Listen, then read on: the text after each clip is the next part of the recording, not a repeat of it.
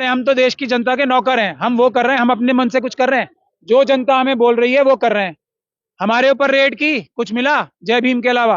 15-15, 16-16 घंटे जो कमांडोज ने मेरे ऑफिस में रेड की थी, जो हमें मरवाने की, जेलों में फंसाने की साजिशें हो रही हैं। जो ड्रोन्स पाकिस्तान बॉर्डर पे होने चाहिए थे, वो ड्रोन्स यहाँ लाके किसानों के ऊपर हमले करा रहे हैं। उनसे पाकिस्तान बॉर्डर को खुली छूट दे दी, आतंकवादी भेजो कश्मीर में और पंजाब में और राजस्थान में और गुजरात में।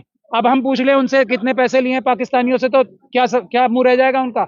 चाइना के बॉर्डर से ड्रोन हटा के अभी आज खबर आई है, पता है आप लोगों को ये बात? पुलिस तो देश की जनता की और किसानों की नौकर है, अपराध कर रही है।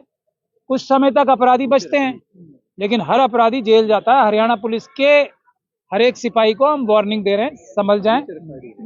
और अपने जो होम मिनिस्टर हैं विज साहब, उनकी या खट्टर साहब की गैर कानूनी आपराधिक बातें सुनकर उस पर अमल ना करें। पंजाब के बॉर्डर को क्रॉस करके जो वो गोलियां चला रहे हैं, वो अगर पंजाब की पुलिस ने उनके खिलाफ एफआईआर कर ली तो क्या करेंगे वो? जो आंसू गैस के गोले वो ड्रोन के माध्यम से हरियाणा का बॉर्डर क्रॉस करके चला रहे हैं, तो वो अपराध नहीं है क्या? ये सब अपराध करना बंद कर दें। भारत का संविधान हर एक नागरिक को, किसानों को, खेतिहर मजदूरों को, ट्राइबल्स को, एससी एसटी ओबीसी माइनॉरिटीज को, हर एक नागरिक को अधिकार देता है कि वो पूरे देश में कहीं भी जा सकता है। मैं एक बात आपके सामने पहले भी साबित बता चुका हूं, दोबारा बता रहा हूं। जो किसान कर रहे हैं वो 100% सही है। 100% मतलब 100% सही है। और जो हरियाणा सरकार अमित शाह साहब के साथ मिलके केंद्रीय जो बल लगा के जो कर रही है, वो 100% अपराध है। किसानों की वजह से किसी को भी एक व्यक्ति को भी कोई असुविधा नहीं हो रही है। असुविधा हो रही है ये जो बैरियर्स लगाए हैं उसकी वजह से। असुविधा हो रही है जो सरकार एक भौकाल बना रही है। असुविधा हो रही है इसलिए जो मंत्री और जो संतरी एक तरफ तो ये कह रहे हैं कि हम इनसे बात कर रहे हैं, दूसरी तरफ से उनको आतंकवादी, खालिस्तानी और अपराधी बता रहे हैं। ये कोई भी व्यक्ति जो किसानों के खिलाफ एक भी शब्द बोलता है वो देशद्रोही है, अपराधी है, गुंडा है। अब किसानों को, अभी स्वामीनाथन जी की बेटी ने कहा है ना, वो अन्नदाता है। जिस स्वामीनाथन जी को इन्होंने भारत रत्न दिया है, उनकी बेटी अपने एक पुरस्कार जो उनका स्वीकार करने का समारोह था उसमें बोल रही है किसान हमारे अन्नदाता हैं। अन्नदाताओं को आतंकवादी, टेररिस्ट, खालिस्तानी बताने वाले खुद आतंकवादी हैं, खुद देशद्रोही हैं। इस बात को आप बिल्कुल साफ रख लें। बहुत सारे फ्रॉड, बहुत सारे जो क्रिमिनल जर्नलिस्ट हैं और बहुत सारे जो छदम इंटेलेक्चुअल्स हैं, वो ये बता रहे हैं कि देश की जनता के पास इतना पैसा कहां से आएगा, बजट में इतना पैसा कैसे अलॉट होगा, ये 10-15 लाख करोड़ रुपए जो खर्च होने हैं किसानों के ऊपर वो कहां से आएंगे? मैं उसका सीधा सा जवाब दे रहा हूं। 25 लाख करोड़ से ज्यादा, 25 लाख करोड़ से ज्यादा इस मोदी सरकार ने अडानी, अंबानी और दूसरे अपने क्रिमिनल आतंकवादी जो बिजनेसमैन बनते हैं अपने आप को, उनको बैंकों से माफ किया है। किसानों का लोन माफ करने में इनको कौन सी परेशानी हो रही है? पैसा हम लोगों का है, पैसा हम लोगों का है, देश के नागरिकों का। हम कह रहे हैं दो, किसान देश के नागरिक हैं। वो उनके पास से जो कम पैसे जाते हैं क्या सरकार के पास? हमारा पैसा है देश के नागरिकों का, हम देश के मालिक हैं। हम कह रहे हैं कि किसानों की सब मांगे ठीक है, हमारा पैसा है उन्हें दो। अडानी अंबानी से लेकर दो। 150 लाख करोड़ रुपए जो मोदी जी ने आईएमएफ से लिया है लोन, उसमें से दो। सबसे पहला हक उनका है। ये 25 लाख करोड़ तो सिर्फ नजर आने वाला जो कर्ज है माफ किया है। जो ये 150 लाख करोड़ रुपए जो आए हैं पिछले 10 सालों में, 7-8 सालों में, वो कहाँ है? उसमें से दो। और जो ये ब्लैक मनी है जो अडानी अंबानी के पास है और इनके सब बीजेपी के कार्यकर्ताओं के पास है, जो सैकड़ों लाख करोड़ है, उसमें से दो। किसानों को देने से पहले कोई सवाल नहीं पूछेगा। जो सवाल पूछेगा वो बेईमान है। हमारा पैसा है, ब्लैक मनी रिकवर करो। 15-15 लाख रुपए जो हमको देने थे ना मोदी जी, हमको चलो 14-14 लाख दे देना। तो सवाल ये 1-1 लाख इनको दो, किसानों को, सबको। आपके समय ही क्यों किसानों को आंदोलन याद आता है? सबसे अच्छा टाइम यही होता है ना। उनके नौकरी तो है प्रधानमंत्री जी, अभी नौकरी मांगने दोबारा आने वाले हैं। कोई गलत बात नहीं है, बिल्कुल सही कर रहे हैं किसान। ये सही टाइम में नौकरी मांगने के लिए अभी तो आने वाले हैं सब। जो नौकर हैं, सारे एमपी जो नौकर हैं हमारी देश की जनता के और किसानों के, अभी नौकरी रिन्यू कराने नहीं आएंगे। नौकर के कान कम उमेटे जाते हैं जब वो तनख्वाह मांगने आता है। या ये कहने आता है मुझे नौकरी दोबारा दे दो। बेईमान नौकर को कब कब कान उमेटे जाएंगे उसके, जब वो दोबारा, भाई अब हम कहेंगे ना तुम तो चोर हो, तुमने पिले चोरी की, अब नौकरी नहीं देंगे तुम्हें। सबसे अच्छा टाइम यही है। पर संयुक्त मोर्चा साथ नहीं है ना उनके, सर देख रहे हैं जो किसानों के साथ नहीं है, संयुक्त मोर्चा किसान। मैं क्या कह रहा हूं, जो किसानों के साथ नहीं है वो देश का गद्दार है। जो किसानों के खिलाफ एक शब्द भी बोलता है डायरेक्टली या इनडायरेक्टली, वो देश का गद्दार है। आज जो ये फैसला आया इलेक्टोरल बॉन्ड्स का, ये साबित कर दिया ना सुप्रीम कोर्ट के 5 जजों ने कि संविधान को तोड़कर, संविधान के खिलाफ जाके ये इलेक्टोरल बॉन्ड्स का ऑर्डर आरएसएस और बीजेपी के लोग लाए थे, वैसे ही संविधान और कानून को तोड़कर एमएसपी नहीं दी जा रही। इनसे सर कुछ होता थोड़ा ही है, सुप्रीम कोर्ट ने तो अभी पीछे कहा है कि लोकतंत्र की हत्या हो रही है, कुछ हुआ क्या सर?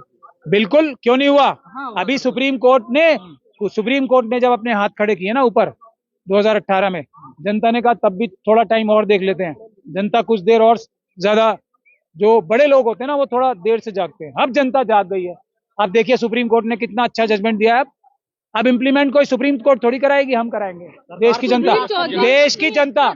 सुधीर चौधरी बेईमान, हाँ बोलिए। सुधीर चौधरी ये कह रहे हैं कि किसानों की मांग मान ली जाए। सुधीर चौधरी बेईमान ना, देश में महंगाई बढ़ जाएगी। सुधीर चौधरी बेईमान, Sudhir Chaudhary criminal, Sudhir Chaudhary criminal, Sudhir Chaudhary criminal जो तिहाड़ जेल में अभी लंबे समय तक अब जाने वाला है। क्या बोल रहा है बताइए। वो कह रहे हैं कि अगर किसानों की मांग को मान लिया गया तो देश में महंगाई 30% से ज्यादा बढ़ जाएगी। सुधीर चौधरी का अगर वो 150 करोड़ रुपए वो नवीन जिंदल से उगाने में कामयाब हो जाता तो क्या देश की जो जो वो है क्या कम हो जाती, महंगाई कम हो जाती।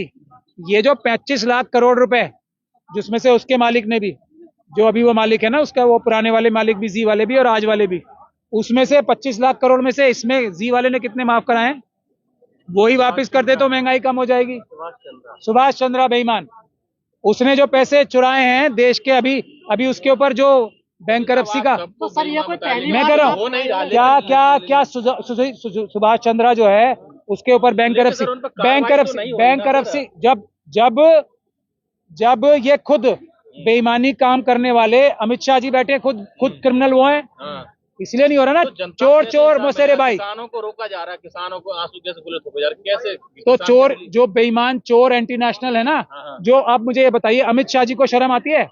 जो ड्रोन्स पाकिस्तान बॉर्डर पे होने चाहिए थे, वो ड्रोन्स यहाँ लाके किसानों के ऊपर हमले करा रहे हैं। उनसे पाकिस्तान बॉर्डर को खुली छूट दे दी, आतंकवादी भेजो कश्मीर में और पंजाब में और राजस्थान में और गुजरात में।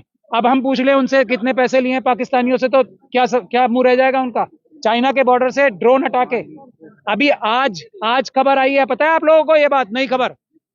जो चाइना के लोग हैं ना, उन्होंने जो न्यूट्रल विलेजेस हैं उसमें अपनी पॉपुलेशन तो वो कह रहे हैं, असल में उन्होंने अपने फौजी जो गांव है ना बॉर्डर पे, उसमें बिठाने शुरू कर दिए ड्रोन। वहां के ड्रोन विड्रॉ करके किसानों पे हमला जो करा रहे हैं, वो देश का क्या होम मिनिस्टर बनने लायक है, या वो क्रिमिनल है, क्या वो एंटी नेशनल है? ये फैसला आप जनता करेगी। खट्टर जी बोल रहे कि तरीका गलत है किसानों का, दिल्ली जाने से कोई नहीं रोकेगा, लेकिन जैसे ट्रैक्टर लेकर जा रहे हैं, अनाज 6 महीने का लेकर जा रहे हैं, वो गलत है। खट्टर जी भी बेईमान है।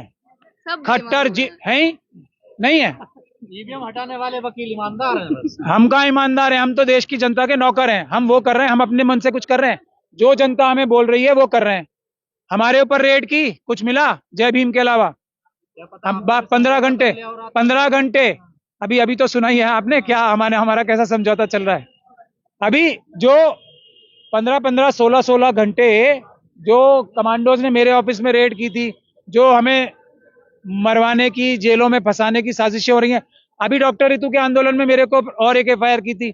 आज वो आईओ साहब ही भाग गए, कह रहे हैं हमारे पास आज तो हम बिजी हैं कहीं, आप आज मत आइएगा थाने।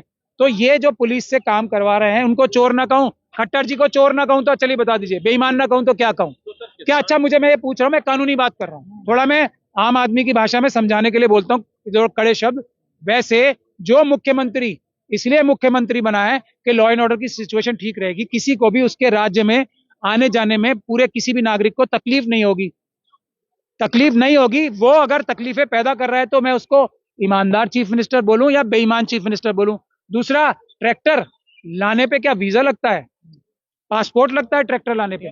किसानों के पास ट्रैक्टर ही है ना, BMW तो सारी, और मर्सिडीज और मेबैक फरारी तो सारी आरएसएस के और लोगों ने और बीजेपी के लोगों ने खरीद ली। जिनके पास स्कूटर नहीं था आज वो फरारी में घूम रहे हैं, अमित शाह जी के बेटे और दूसरे लोग। तो किसान बेचारे अपने ट्रैक्टर पे नहीं आएंगे तो क्या फरारी में आएंगे? तो जब राज्य के मुख्यमंत्री ही इस तरीके के बयान दे रहे तो कैसे आसान होगा फिर हरियाणा पर? देश की जनता के नौकर, हरियाणा की जनता के और देश की जनता के नौकर ही तो हैं। अब आ रहा है चुनाव हरियाणा का भी, तो मालिक पूछेंगे हाँ भाई बेईमान नौकर तुमने ऐसा क्यों किया। तो ये सब काम जो है ना, मालिकों को जो डराने धमकाने का काम कर रहे हैं वो बेईमान नौकर हैं, वो ईमानदार नौकर नहीं है। इससे ज्यादा मैं क्या बोलूं। सर आंदोलन कितना ही कर लें, किसान वोट तो बीजेपी को देना है ना, इनको हंड करके जाते वहीं है। सर आपने देखा होगा पीछे भी ईवीएम हटा दो, ईवीएम हटा दो, फिर वही सवाल तो वही है। आप किसानों को एक इतना बड़ा उल्हाना और दोष दोगे जिस किसी किसान ने वोट ही नहीं दिया उन्हें। अब तो मैं क्या कहूंगा उसमें। यूपी में वैसे जीत गई बीजेपी, भी ईवीएम से जीत गई। ईवीएम हटा देना। ईवीएम के लिए क्यों जान जा रही है इनकी भाई? जब ये इतने ही 400 पार कर रहे हैं, हम तो कह रहे हैं ना, हर वो व्यक्ति, तीसरी बात और सुन लीजिए, हर वो व्यक्ति जो ये कहता है कि मुझे ईवीएम से ही चुनाव कराना है वो बेईमान है, देशद्रोही है। हर वो व्यक्ति जो पेपर बैलेट की मुखालफत करता है वो बेईमान है। किसानों की समस्या हल कैसे निकलेगा? कैसे सबसे पहला काम ये करना है कि ये बेईमान नौकर हैं, इन्होंने रास्ता ये ढूंढ लिया है कि जनता के, किसानों के, मजदूरों के, नौजवानों के, गरीबों के, किसी का, महिलाओं के वोट ही नहीं चाहिए किसी के। ईवीएम के माध्यम से ये चुनाव जीतेंगे। सबसे पहला काम जो हमें करना है कि हमें ईवीएम हटानी है सबको मिलके। ईवीएम हट गई तो ये वैसे ही घुटनों पे आ जाएंगे। सर बैलेट पेपर की क्या गारंटी है? बहुत से लोग कहते हैं बैन एंट्री होगी, बहुत होगी लेकिन इतनी नहीं होगी, पकड़ी जाएगी चोरी, जैसे चंडीगढ़ में पकड़ी गई। ईवीएम से पकड़ी नहीं जाएगी।